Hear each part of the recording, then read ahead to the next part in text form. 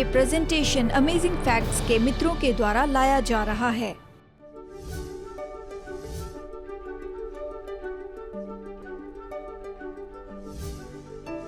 जब हम अपने जीवन में पवित्र आत्मा के काम का इनकार करते हैं तो हम उस पुल को जला रहे हैं जिसका प्रभु उपयोग करते हैं कि हमें उद्धार तक लेकर आए। मैं यूहन्ना अध्याय 3 के परिचित वचन से आपको बताना चाहता हूं। और इस कहानी में निकोदेमुस यीशु के पास में आता है। वचन 1 से शुरू करते हैं।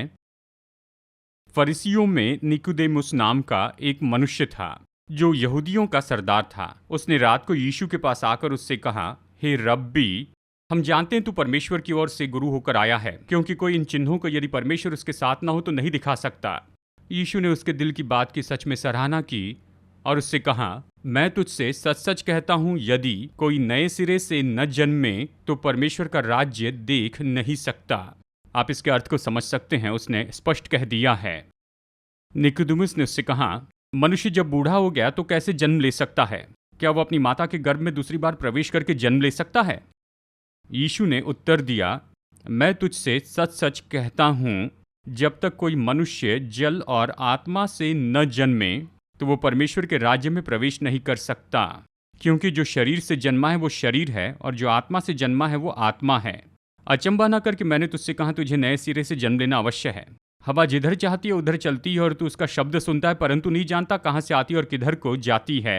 जो कोई आत्मा से जन्मा है वो ऐसा ही है।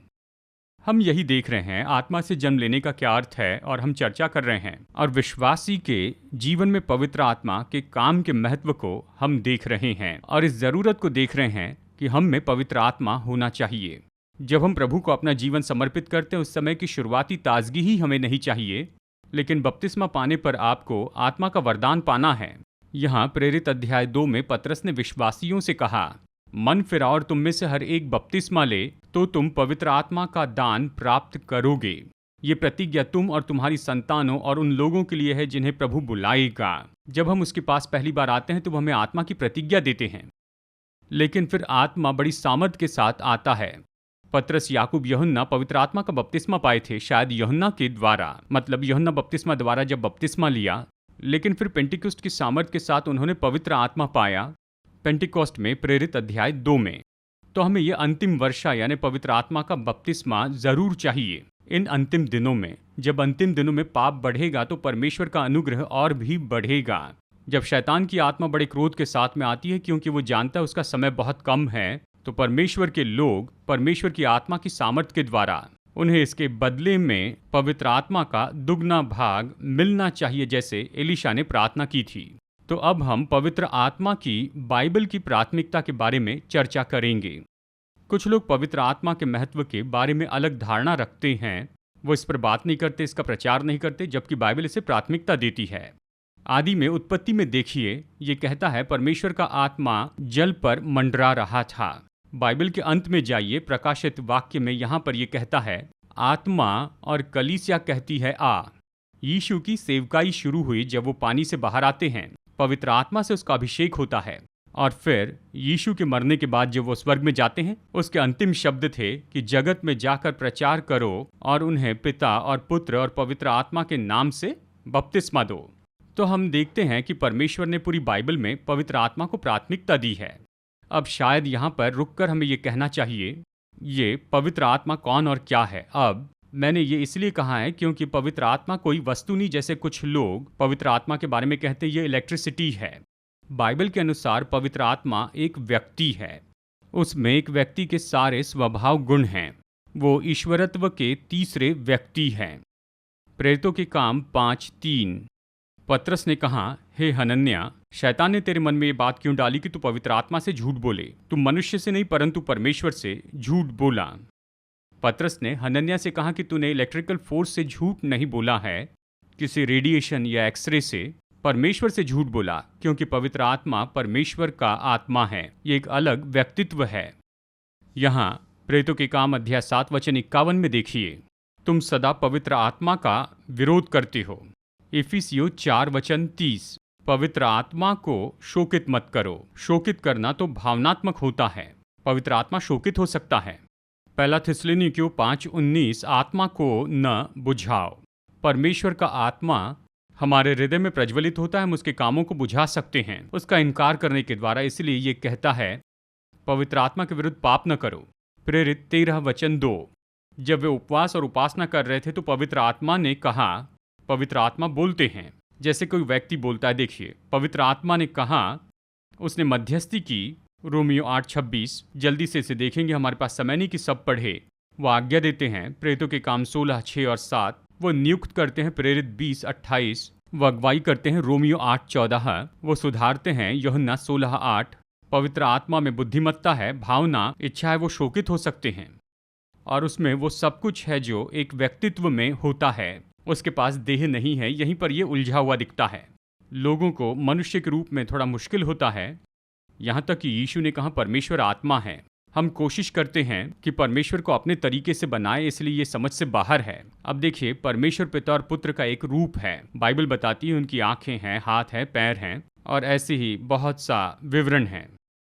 पर पवित्र आत्मा यीशु के बपतिस्मा के समय आत्मा कबूतर के रूप में आया। पवित्र आत्मा किसी जीभों के समान आया। पेंटिकॉस्ट के समय में पवित्र आत्मा आंधी के जैसे आया। और देखिए, कई बार पवित्र आत्मा की तुलना जल से की गई है और ये तो ऐसा है, यानी अलग अलग पदार्थ दिखते हैं, यानी ये पवित्र आत्मा के उपमा के रूप में उपयोग किए गए। यहाँ पर ये थोड़ा रहस्यमय दिखता है, लेकिन याद रखिए पवित्र आत्मा एक व्यक्ति है। यीशु ने कहा, मेरा जाना तुम्हारे लाभ के लिए है। मैं जाऊंगा तो सहायक भेजूंगा और वो तुम्हारे साथ होगा, वो तुम में होगा। यानी मसीह हमारे साथ हैं। आत्मा के द्वारा मसीह पिता की ओर से आए ताकि पिता परमेश्वर को प्रकट करें। पिता परमेश्वर अलग व्यक्ति है जो मसीह के द्वारा प्रकट हुए और यीशु पवित्र आत्मा के द्वारा हम पर प्रकट किए गए हैं। तो यहाँ पर दूसरा पॉइंट ये है, पवित्र आत्मा के साथ में अच्छा संबंध जीवन और मृत्यु की बात है। पहला यूहन्ना 5:16 देखिए। बाइबल कहती है ऐसा पाप है जिसका फल मृत्यु है और मैं नहीं कहता कि आप उसके लिए प्रार्थना करें। यानी अक्सर लोग सोचते हैं पवित्र आत्मा के विरुद्ध में पाप करना बहुत ज़्यादा भयानक क्यों माना जाता है पिता और पुत्र के विरुद्ध पाप की तुलना में। और ये तो इस वचन पर आधारित है जो है मत्ती अध्याय 12 वचन 31। इसलिए मैं तुमसे कहता हूँ कि मनुष्य का सब प्रकार का पाप और निंदा क्षमा की जाएगी, परंतु पवित्र आत्मा की निंदा क्षमा न की जाएगी। जो कोई मनुष्य के पुत्र के विरुद्ध में कोई बात कहेगा उसे क्षमा किया जाएगा, पर जो कोई पवित्र आत्मा के विरुद्ध में कुछ कहेगा उसका अपराध न तो इस लोक में और न परलोक में क्षमा किया जाएगा। ये गंभीर बात है। ऐसा क्यों है? पवित्र आत्मा ईश्वरत्व का व्यक्ति है जो हमें कायरता में लेकर आता है, जो पश्चाताप की ओर ले जाता है। जब हम अपने जीवन में पवित्र आत्मा के कामों का इनकार करते हैं तो हम उस पुल को जला रहे हैं जिसका प्रभु उपयोग करते हैं कि हमें उद्धार में लेकर आए। और इसलिए ये बहुत ही महत्वपूर्ण है कि हम पवित्र आत्मा को शोकित न करें या उससे दूर न करें जब वो हमें कायल करता है। अब चलिए यहाँ पर रुककर मैं आपको बताऊं, अगर आप सोच रहे हैं कि आपने क्षमा न किया जाने वाला पाप किया तो शायद ऐसा नहीं, क्योंकि आप ये प्रोग्राम देख रहे हैं। ये दिखाता है कि आप में अभी भी आत्मिक भूख है। लेकिन अपने जीवन में पवित्र आत्मा की कायलता और उसके कामों का इनकार मत कीजिए। ये बहुत खतरनाक होता है। 3.5 साल तक यहूदा इस विचार से लड़ते रहा कि उसे यीशु के सामने अंगीकार करना होगा और उसे अपना पाप त्यागना होगा। वो तो पैसा चुरा रहा था, गरीबों का पैसा लूट रहा था। और जब यीशु ऊपरी कोठरी में चेलों के पैर धो रहे थे, मैं सोचता हूँ यहूदा का दिल टूट गया होगा। वो बताना चाहता था, अंगीकार करके शुद्ध होना चाहता था, लेकिन अपने घमंड में इसे टालता गया और आखिरी बार पवित्र आत्मा उसे छोड़कर चला गया और उस समय शैतान ने उसमें प्रवेश किया। और इसलिए पवित्र आत्मा के कामों का निरंतर इनकार करना बहुत ही खतरनाक पाप है। तो हमें पवित्र आत्मा की आवाज़ सुननी चाहिए। इब्रानियों अध्याय 6 का ये वचन लोगों को डराता है। इब्रानियों 6 वचन 4, क्योंकि जिन्होंने एक बार ज्योति पाई है और जो स्वर्गीय वरदान का स्वाद चख चुके हैं और पवित्र आत्मा के भागी हो गए हैं और परमेश्वर के उत्तम वचन का और आने वाले युग की सामर्थ का स्वाद चख चुके हैं, यदि वे भटक जाए तो उन्हें मन फिराव के लिए फिर नया बनाना अनहोना है, क्योंकि वे परमेश्वर के पुत्र को फिर क्रूस पर चढ़ाते और उस पर कलंक लगाते हैं। फिर भी जीवन में हमने परमेश्वर के सबसे उत्तम का इनकार किया है। ये यही तो कह रहा है।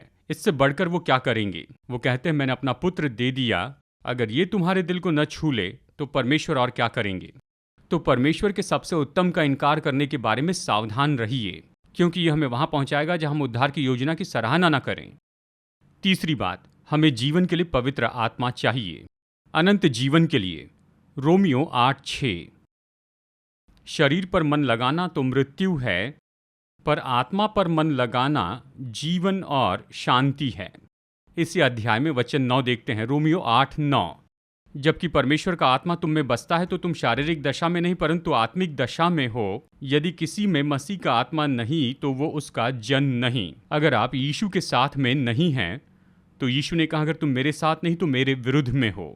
केवल 2 ही स्वामी हैं और 2 ही मार्ग हैं। एक तो आप मसीह के साथ हैं। शायद आप सोचेंगे कि मैं तो आत्मिक बदलाव रखूंगा, न्यूट्रल रहूंगा। नहीं, अगर मसीह के साथ नहीं तो उसने कहा तुम मेरे विरुद्ध में हो, मतलब शत्रु के साथ हैं, शैतान के साथ हैं। शायद कठोर है, लेकिन यीशु ने इसी तरह से कहा है। उसने कहा यदि आप में मसीह का आत्मा नहीं है तो आप उसके नहीं हैं। रोमियो 8:13। क्योंकि यदि तुम शरीर के अनुसार दिन काटोगे तो मरोगे, यदि आत्मा से देह की यानी देह की क्रियाओं के मारोगे तो फिर जीवित रहोगे। बाइबल बताती है कि ये जीवन और मृत्यु का मुद्दा है, ये पर्यायी नहीं है। ये नहीं कि मैं विश्वासी होना चाहता हूँ लेकिन आत्मा से भरा विश्वासी नहीं होना चाहता, मैं तो बस केवल नामधारी विश्वासी रहूंगा। परमेश्वर ने सभी को आत्मा से भरे जाने के लिए बुलाया है। अगर आप आत्मा से भरे नहीं हैं तो ये क्या है?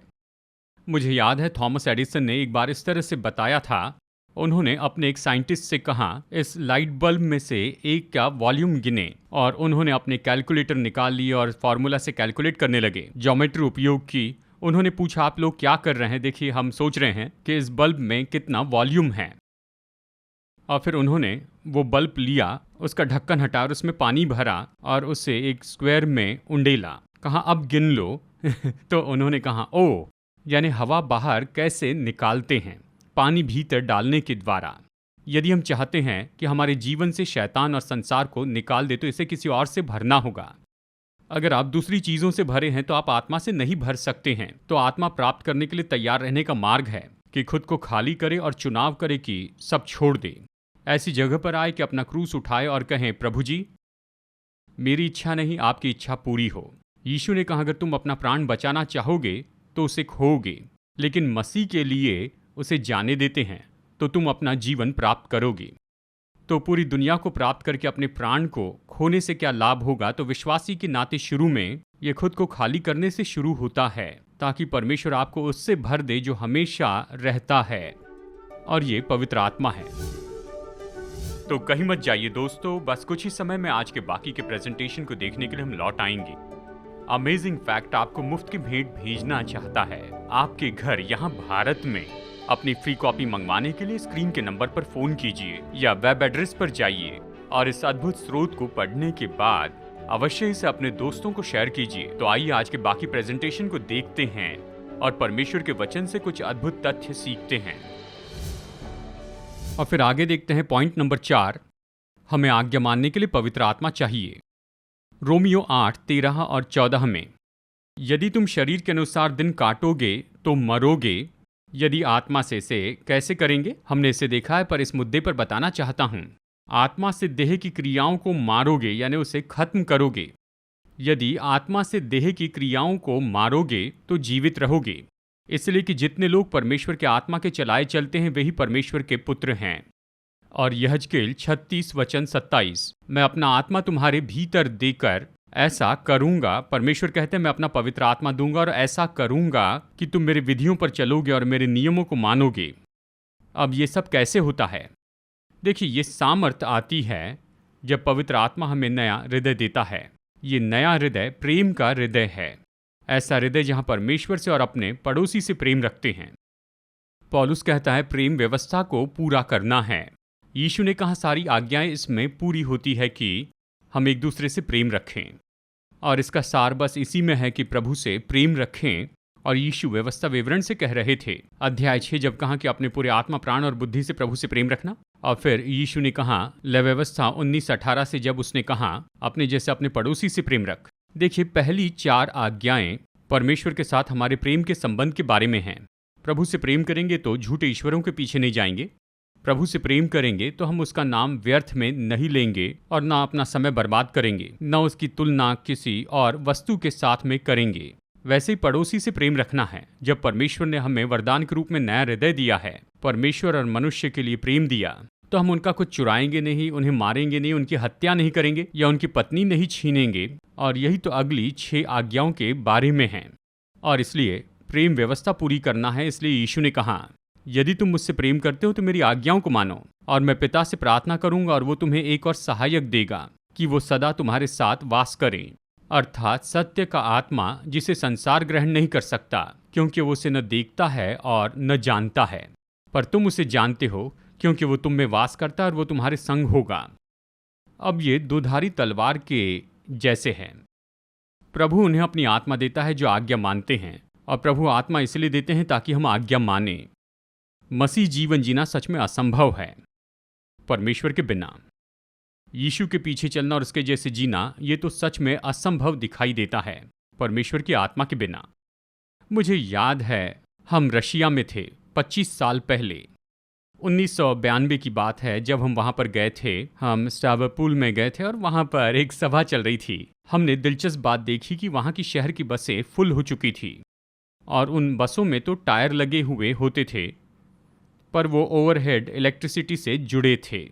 इसका मतलब बस ड्राइवर के पास इतनी आज़ादी थी कि वो इलेक्ट्रिसिटी से दूर हो जाए, उससे पेंटेड लाइन पर रहना था और उससे ये निश्चित करना था कि ये स्प्रिंग वहाँ पर ऊपर वायर को टच कर रही है जो ऊपर में है।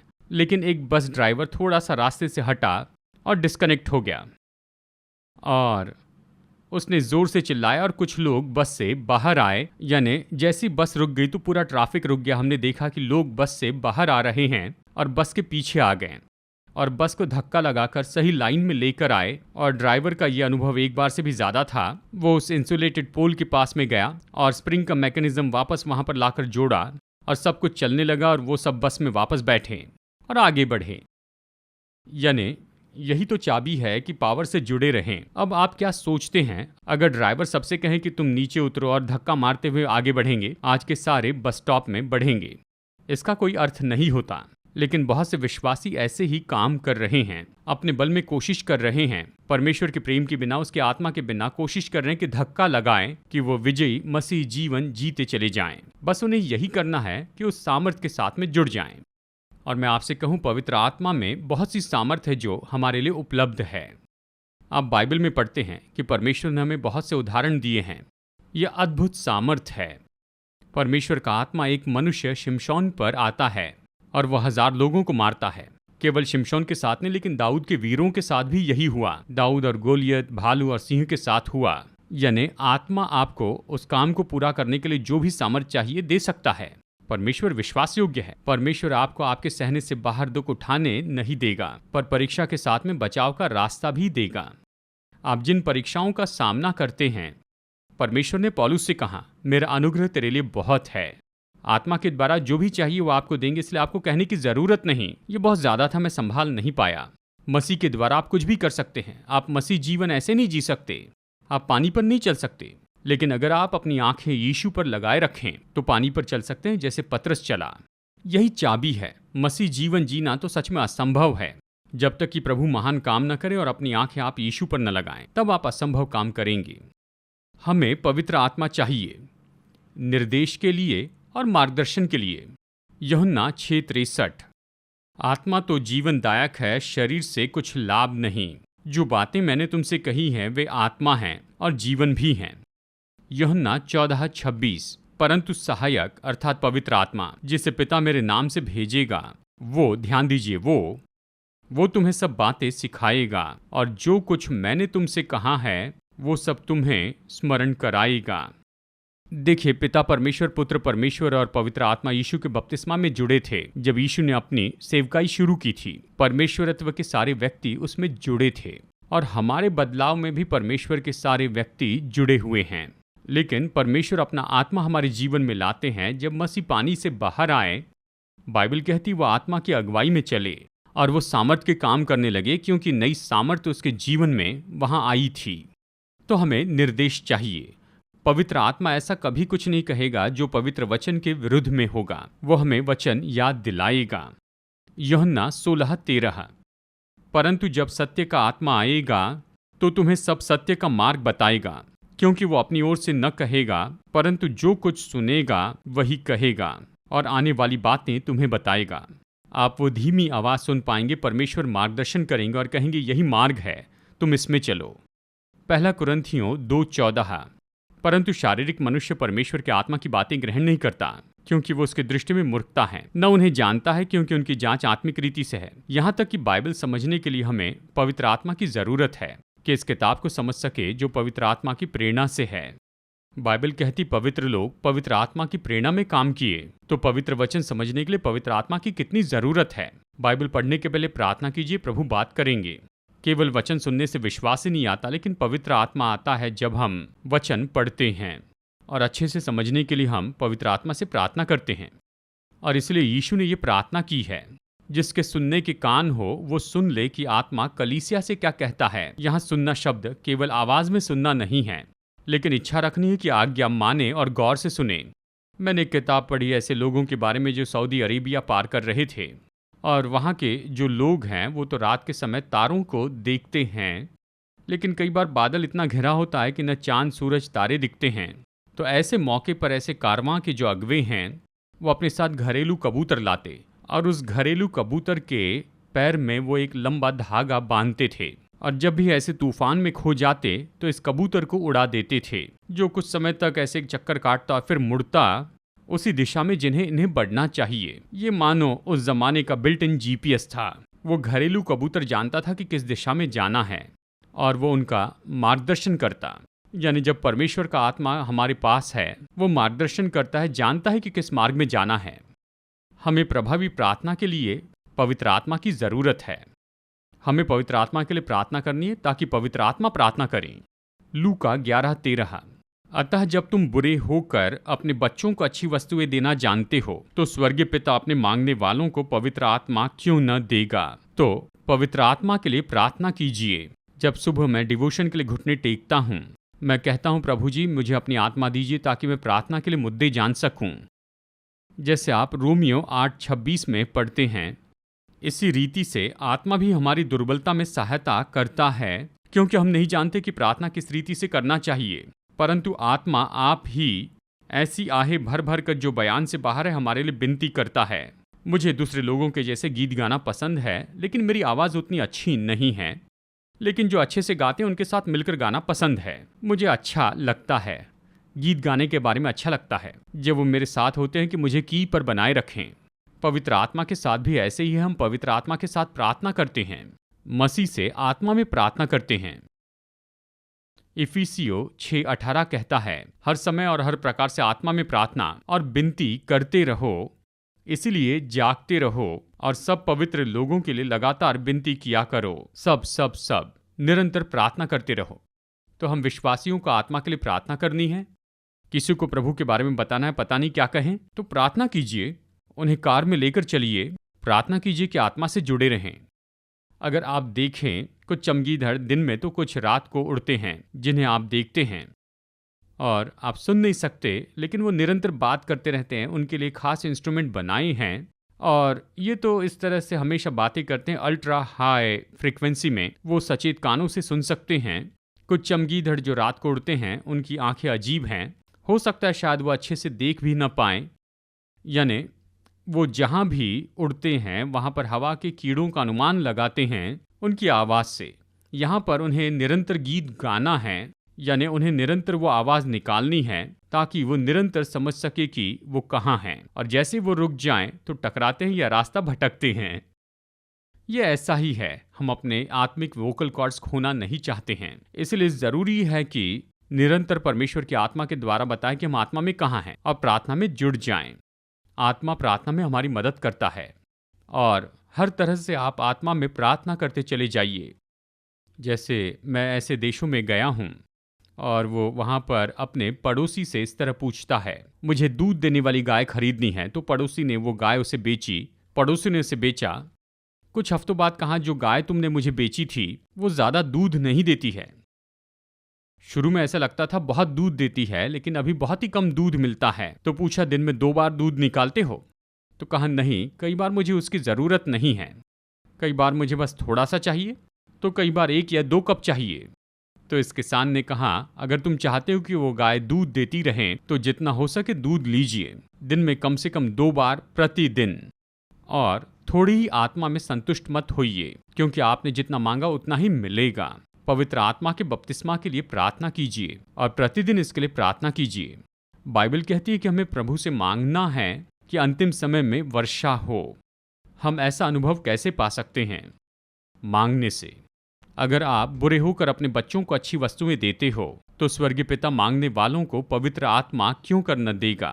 खटखटाते रहिए, खोजते रहिए, मांगते रहिए, प्रतिदिन आत्मा के लिए विनती कीजिए और मुझे विश्वास है हम अंतिम वर्षा पाएंगे। अपने दिल में जगह बनाइए, अभी से आप कीजिए।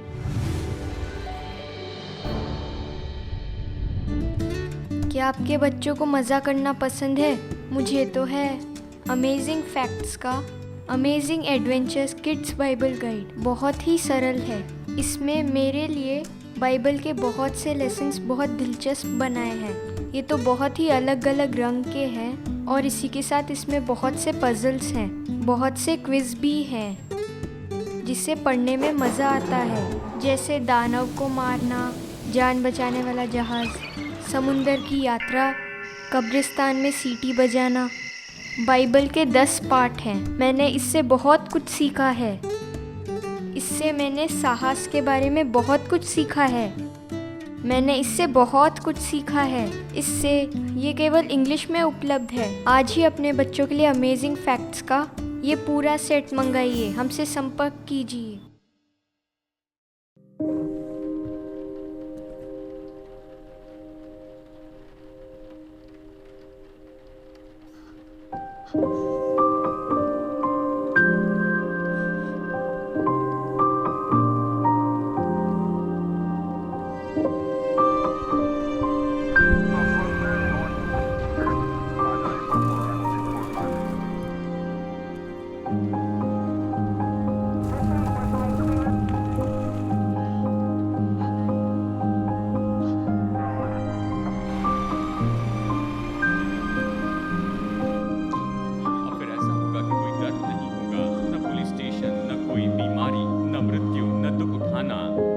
असली बात है दोस्तों, हमारे संसार का ये दुख तो परमेश्वर की योजना के अनुसार नहीं था। वो सब कुछ अपनी असली योजना में वापस लेकर आएगा। धन्य है जो मन के दीन है, वो स्वर्ग के राज्य के वारिस होंगे। क्योंकि मैं भूखा था और तुमने मुझे खाने के लिए दिया। मेरे इन छोटे से छोटे भाइयों के लिए तुमने जो कुछ भी किया है वो तुमने मेरे लिए किया है।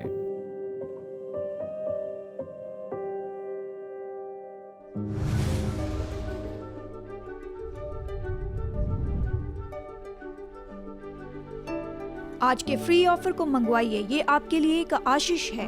जैसे हम सुसमाचार लोगों तक ले जा रहे हैं, आपकी भेंटों के लिए आपका धन्यवाद। आशा है आप अगले हफ्ते जुड़ जाएंगे। जैसे हम वचन की गहराई को देखते हैं, हम और भी अमेजिंग फैक्ट्स देखेंगे।